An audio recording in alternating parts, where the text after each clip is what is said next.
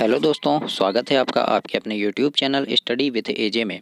इसमें आज की वीडियो में मैं आप लोगों के लिए लेकर के आया हूं आपकी कक्षा 8वीं के लिए संस्कृत की वर्कबुक है एड ग्रेड अभ्यास पुस्तिका, जो आपकी अभी नए सीज़न के लिए आई है। नए सीज़न में आपके लिए कैसी वर्कबुक आई है, कैसे कैसे प्रश्न हैं, इसमें काफ़ी सारे चेंजेस हैं।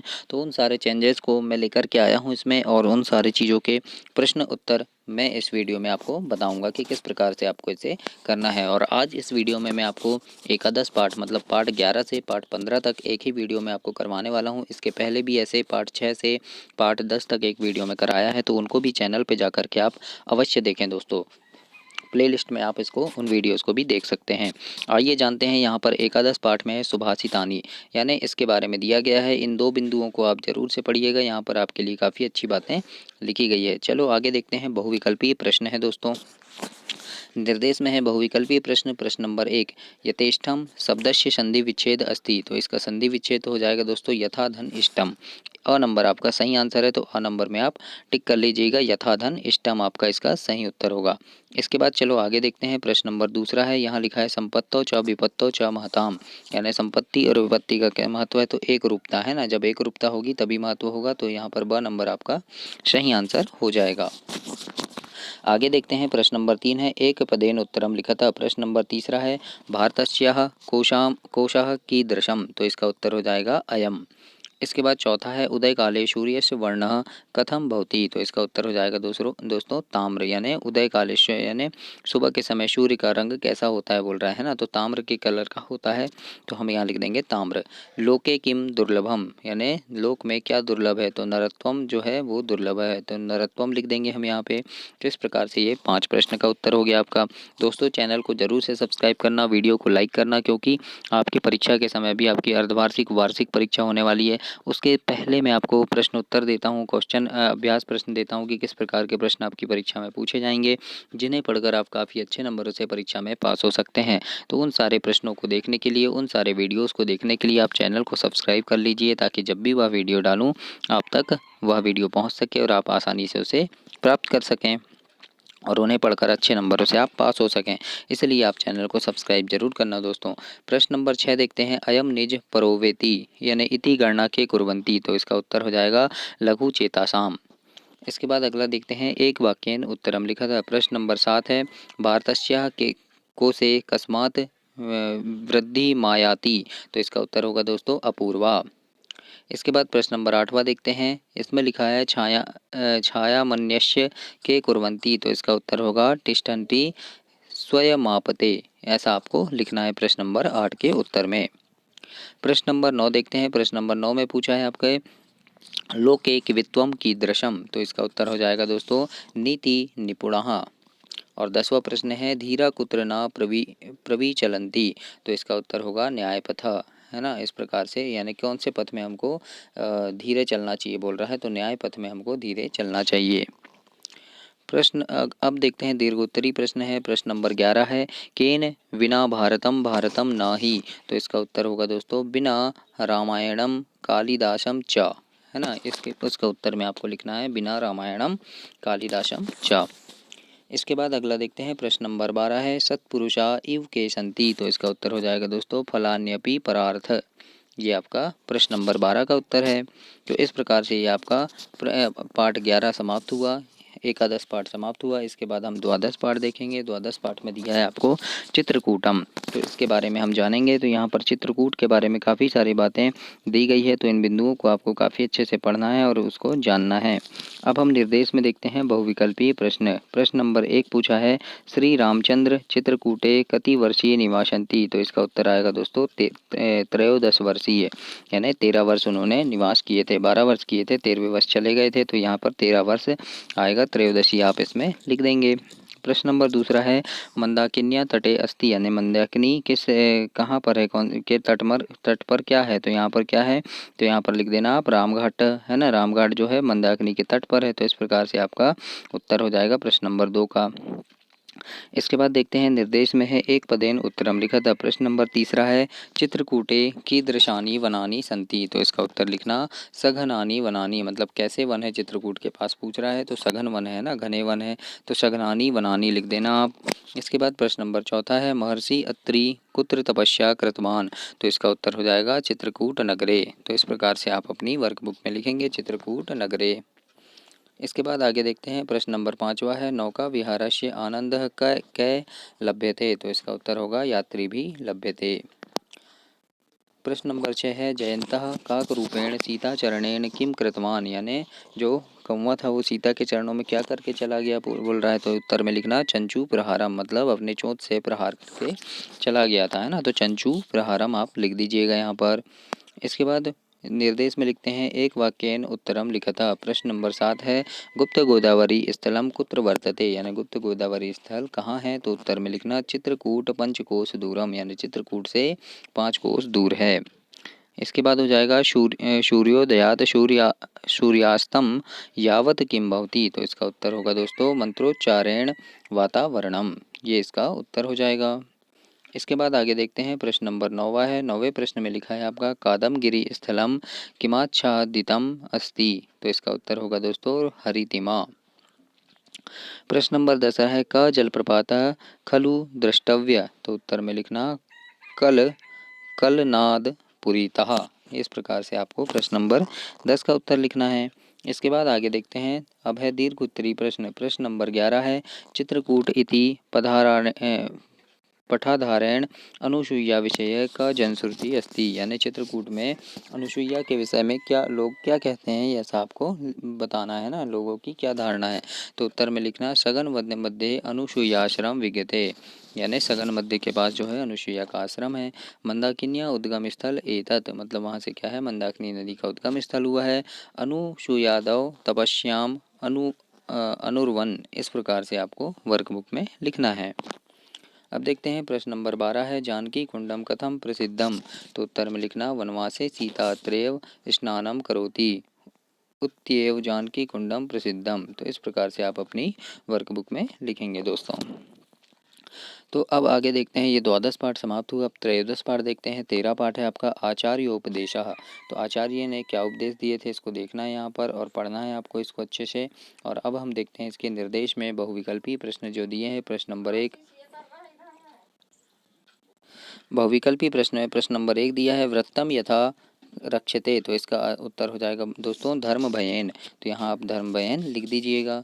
इसके बाद दूसरा है सर्वत्र अप्रतिहतो विजय अस्मिन वाक्य अव्यय, तो कौन सा अव्यय है इसमें, तो सर्वत्र जो है इसमें अव्यय है, तो इस प्रकार से स इसका आंसर हो जाएगा।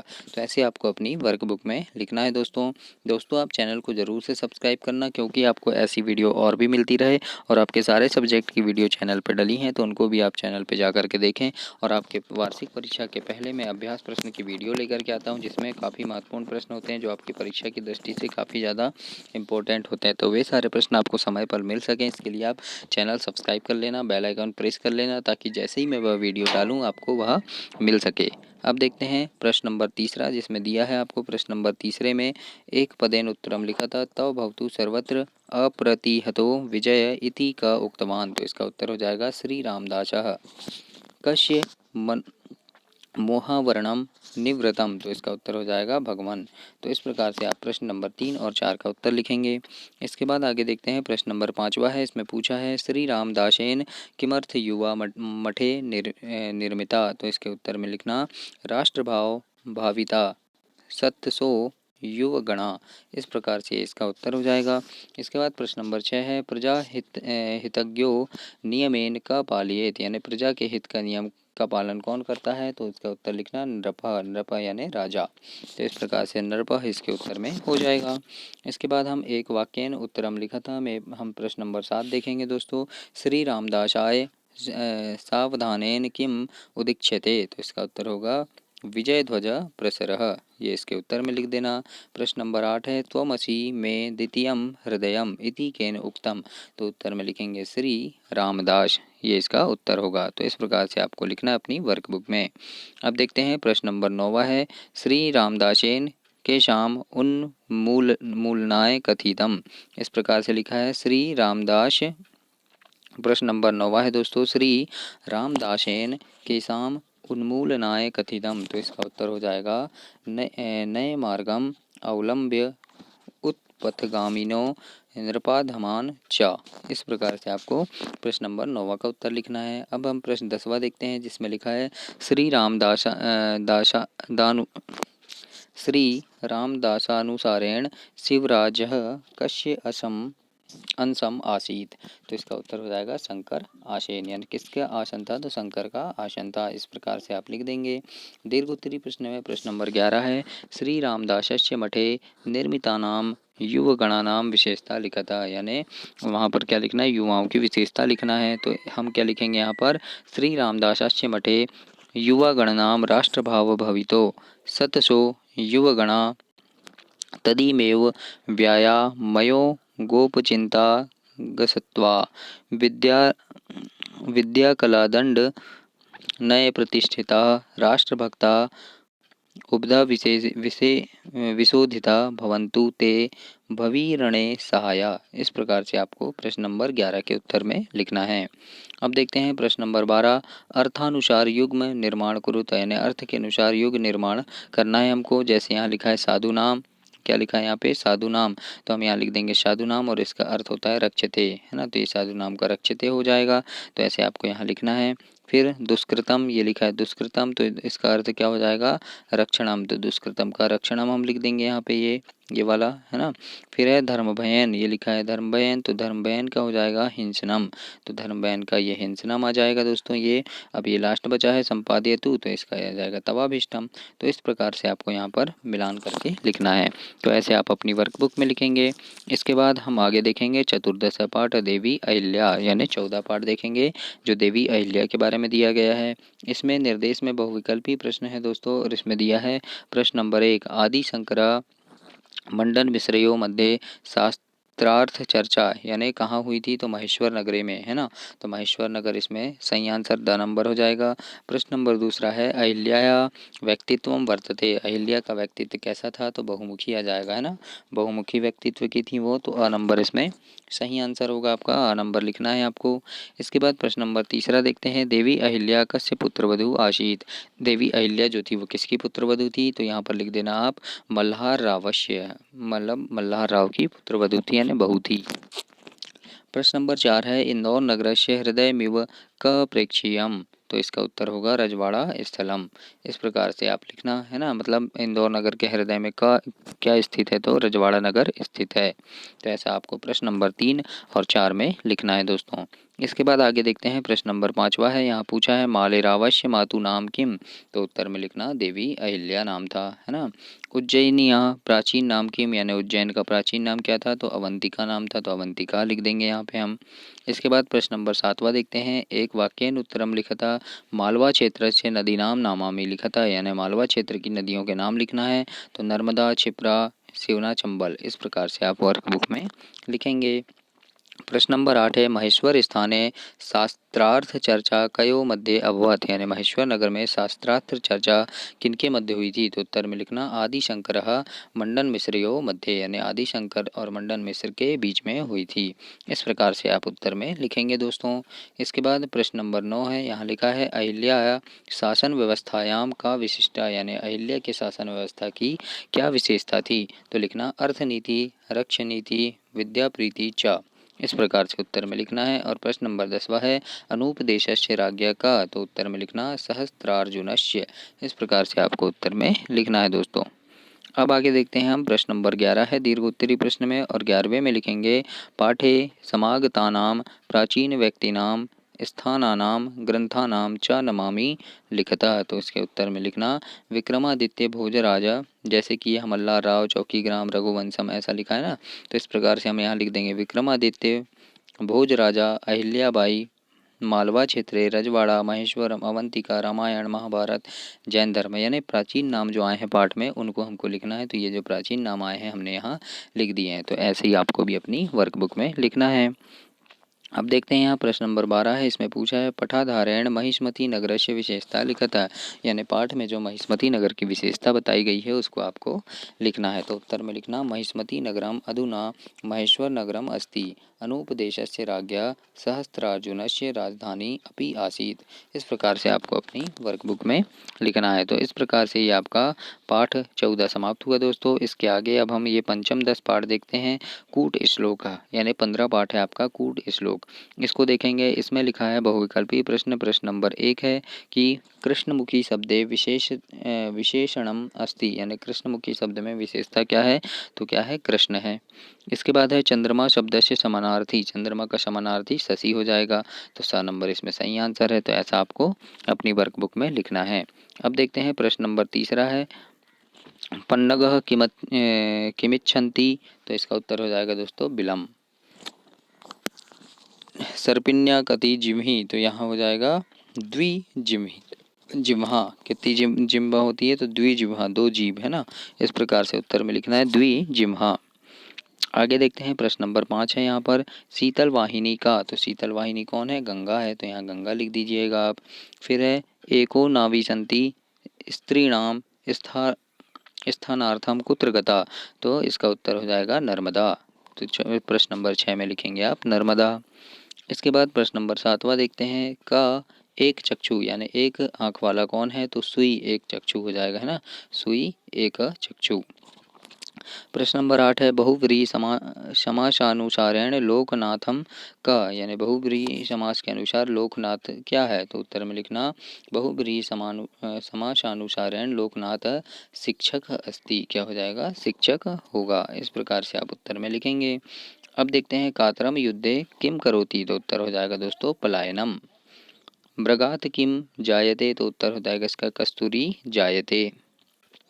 आगे देखते हैं प्रश्न नंबर 11 है। यहाँ पर लिखा है देखो षड समास भेदा परिभाषा सहित लिखता तथा च प्रत्येकस्य समासस्य एकम उदाहरणम अपि, यानी हमको 6 समास लिखना है यहाँ पर, और उनके क्या लिखना है, उदाहरण भी लिखना है, और एक यानी उनके परिभाषा भी लिखना है। तो जैसे तत्पुरुष समास, तो हम लिख देंगे प्रायेण उत्तर पदार्थ प्रधान प्रधानस्त तत्पुरुष, है ना, यानी क्या होता है, उत्तर पद प्रधान होता है ना, तो ग्रामम लिख देंगे, है ना इसमें। फिर दिगु समास, दिगु समास में आएगा संख्या पूर्वे दिगु, यानी पूर्व पद जो होता है संख्या होता है पहला पद, तो उत्तर उदाहरण में त्रिभुवन लिख देंगे। त्रिभुवन में देखो त्रि आ रहा है, तो ये संख्या है ना, तो ये क्या हो जाएगा दिगु समास।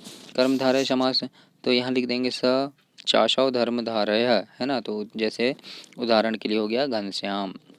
द्वंद्व समास में लिख देंगे प्राये रोण भय पदार्थ प्रधानो, है ना, यानी दोनों पद प्रधान होते हैं, जैसे पितरो लिख देंगे, है ना। फिर बहुब्रीहि समास प्रायेण अन्य पद प्रधान, यानी अन्य पद प्रधान होता है इसमें, तो जैसे पीताम्बर हो गया उदाहरण। फिर अव्ययी भाव समास में लिख देंगे प्रायेण पूर्व पद प्रधान अव्ययी भाव, है ना, पूर्व पद प्रधान होता है और अव्ययी भाव होता है, तो अनुक्रिया लिख देंगे हम। तो इस प्रकार से हमको यहाँ पर समास लिखना है और उनके उदाहरण आप लिख देंगे ऐसे अपनी वर्कबुक में। तो ऐसे आप इसे कंप्लीट करेंगे दोस्तों। अब देखते हैं प्रश्न नंबर 12 है लोकनाथ इति शब्दस्य तत्पुरुष बहुव्रीहि समासयो आधारेण व्याख्या कुरुते, यानी लोकनाथ का, है ना, तत्पुरुष बहुव्रीहि समास के आधार पर व्याख्या करना है। तो उत्तर में लिख देना एक शिक्षक निर्धन है, एक भिक्षुक निर्धन है, वह महाराज को उद्देश्य करके कहता है कि हे महाराज, मैं और तुम दोनों लोकनाथ हैं, मैं बहुव्रीहि हूँ और आप षष्ठी तत्पुरुष हैं। इस प्रकार से लोकनाथ जो है ना, यहाँ तत्पुरुष और बहुव्रीहि समास के आधार पर इनकी व्याख्या करना है। तो ऐसे आप इनकी व्याख्या कर देंगे अपनी वर्कबुक में। तो ऐसे आपको अपनी वर्कबुक में करना है दोस्तों। तो इस प्रकार से आपका 15 पार्ट समाप्त हुआ। तो अभी हमने इसमें 11 से लेकर के 11, 12, 13, 14 और 15 5 पार्ट हमने देखे हैं। इसके पहले भी मैंने ऐसी वीडियो बनाया है और आपके चैनल पे अपने डाल दिया है। तो उन वीडियोज़ को देखने के लिए चैनल को सब्सक्राइब करके आप उन वीडियोज़ को देख सकते हैं दोस्तों। धन्यवाद।